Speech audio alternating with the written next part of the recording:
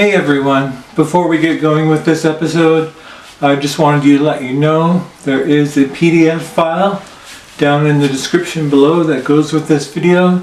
It just has some questions that follow along with the video if you want to take some notes of your own. It's easy to download, it'll just come from my Google Drive. I also just wanted to let you know I'm still playing with the green screen technology.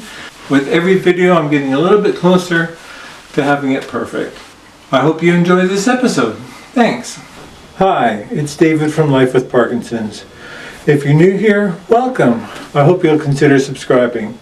For everybody else, thank you for coming back and watching another episode. I gotta admit, this is a really tough episode to make, but it's something my grief counselor asked me to talk about. She said it would help me clear my head, and she said anybody watching this video with a chronic illness would really relate to it. Basically living the best life you can amidst grief and tragedy. And basically since my diagnosis, that's what I've been doing. But when you pop on top of there, my son passing away, there seems to be a little bit more grief and sorrow, and it just seems to be a little bit harder to live the best life you can. My plan is basically just to talk about what I've been going through, kind of like a personal check-in, just kind of explain what's been going on in my mind, and just focus on how this, I don't know if the right word is recovery, but how this just reinventing myself through the grief that just, unfortunately, just trying to reintegrate back into regular society amidst all the grief and sorrow that my family and I have had to go through. So, while I was doing the outline for this video, I didn't really see what my counselor was talking about, but now that I've been... While I was making the outline for this video, I didn't really see what my counselor was talking about, but now that I've been talking to the camera for a couple of minutes, it's all starting to make sense inside my little brain. The first question that I put on my list is, how am I dealing with the grief and loss? Well, I hate to sound so simplistic, but there's good days and there's bad days. There's terrible days and okay days. I mean, jeepers. It's not really like you go through all the trouble raising your kids. It's like you enjoy the journey of raising your kids, right? You see yourself reflected in them. They're your own flesh and blood, so it's impossible not to love them. But I mean, you get so attached to them, and when one of them beats you to the finish line, it's just like something that's just ripped out of your heart and just stomped upon again and again and again and again. And yeah, it's not the same, but it's very similar to how I felt about getting diagnosed with Parkinson's, because oh my goodness, can't wait to talk to my counselor now. Actually, her name is Pam. It's going to be like, thanks a lot, Pam. Oh my goodness. So, yeah, it's very similar to what happened with my Parkinson's diagnosis, because it was like somebody hit me over the head with a bat. And when my family doctor said, I'm going to send you to see a neurologist, it was like, whoa. It went right over the head. Thankfully, my wife paid attention, but when he started saying Parkinsonism, Parkinsonism, Parkinsonism, it was like somebody just dropped a brick on my head. So, how do you deal with that loss? A long time ago, I did a video about going through the 5 stages of grief. I'm thinking about taking it off the channel and just leaving it unlisted, because it's so inaccurate. And not very many people gave it a thumbs up anyhow, so I can see the weaknesses in that video. Going through the 5 stages of grief, I don't know, I'm just going to toss that out the window. I'm just saying, getting up in the morning is a big accomplishment. And I'm going to say, getting up in the morning, getting out of bed, having breakfast, getting dressed, getting out of your pajamas, sometimes that's a big accomplishment. Oh my goodness, seriously. It's just when your hopes and dreams are challenged, right? Like, we all have hopes and dreams, and they seem to change different times in our lives, right? Like, we have our hopes and dreams getting up through high school and college, and then, not all of us get married, but I did.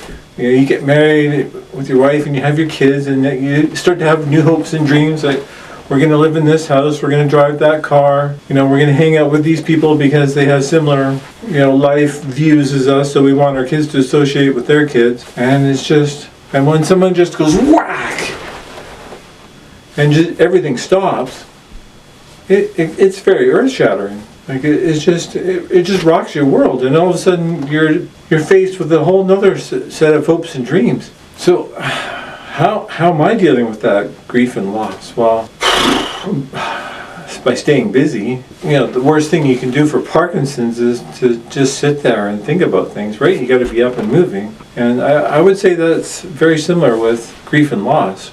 When you have too much time to reflect on things, and I've discovered this myself, when I have too much time to reflect and think about things and lay in bed or lay on the couch too long without doing something, the voices in the back of the head start muttering, and you just start to blame yourself for everything, right?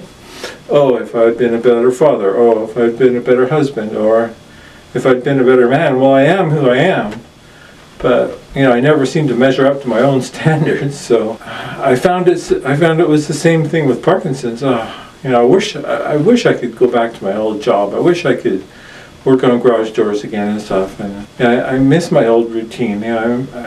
I miss my morning coffee on the road driving up to Whistler. It's a very similar experience to having Parkinson's. It's just on a different level.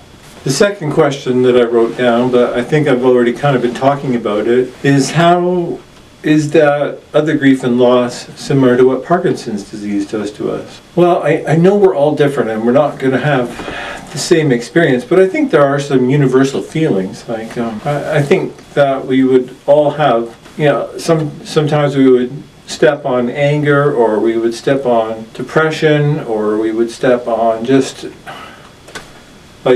ready to give up. Like, why bother getting up tomorrow? Like, if I don't get up tomorrow, is anybody going to notice, right? And I've had that feeling, but yeah, I know there's people counting on me, but sometimes I tend to get a little selfish, and it's like, well, it's time for me to count on them, right? And I just think when we put our personal expectations onto other people, right? I don't know about you guys, but I kind of set a high bar, right? Like, I expect this person to do this for me, and if they don't, then they're a big disappointment. I think that's what I tend to do sometimes. And I know it's a bad habit, and I got to get out of it, but that's just what I do. Yeah, sometimes Parkinson's disease just takes things from us without asking, and life is, in some ways, very much the same, right? We get older without asking, our bodies break down without asking, our symptoms progress without asking. We wake up one day and go, oh man, my foot is dragging quite a bit. But it's been just increasing a little bit at a time, day after day after day, a little bit at a time. We just don't notice it until it's increased to a certain amount. It's like, oh, my right leg is dragging a lot more than it used to. When did that start, right? I think sorrow and grief are similar in those ways to Parkinson's. I think the main thing that I've really learned about losing my son is you have to be willing to find a reason. You have to be willing to find a reason to get up and out of bed. Like, it's probably something I'll never get over. Like, it's going to be there the rest of my life, and I'm going to miss him. And I just keep finding all these similarities to Parkinson's. Now I can see why Pam wanted me to do this. It's a great mental exercise. I'm so happy. You have to be willing to find a reason to get up again the next day, and that's probably the biggest challenge I've had in both situations, in losing Zach and being diagnosed with Parkinson's disease. Because life will kick you when you're down, and you'll kick yourself. Like, sometimes I kick myself when I'm down too, and then it just becomes this giant shame spiral, and it's not a good thing. There's so much to enjoy still in life, there's so many things I'm still looking forward to, things I want to do, people I want to see. I know I'm not the first person to lose a child. A lot of other people have been through this situation, and worse, right? I'm not going through the worst thing in the world. I'm not experiencing the greatest loss in the world, but still, I get concerned about extreme depression and anxiety leading to other neurological problems. So yeah, I have to find a reason to get up and out of bed and do things.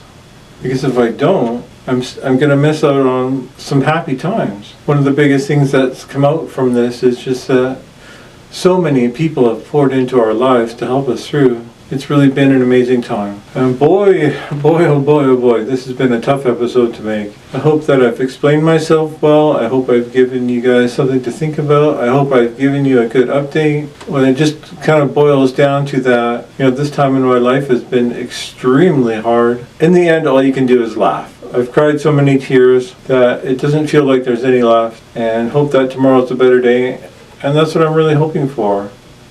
That each day gets a little bit better, because there are still lots of good things and fun things to do out there, and I want to experience them, and I want to stick around for a long time because I'm really enjoying life and I'm really enjoying this channel. Happy about getting to know you guys and opening up to you and just having these discussions. So let's take this journey together. If you have a similar story or something you want to share, let me know in the comments below about your experiences with grief and loss and just how you find the best way to live. I'm happy to chat there and hear what you guys have to say. I really look forward to them.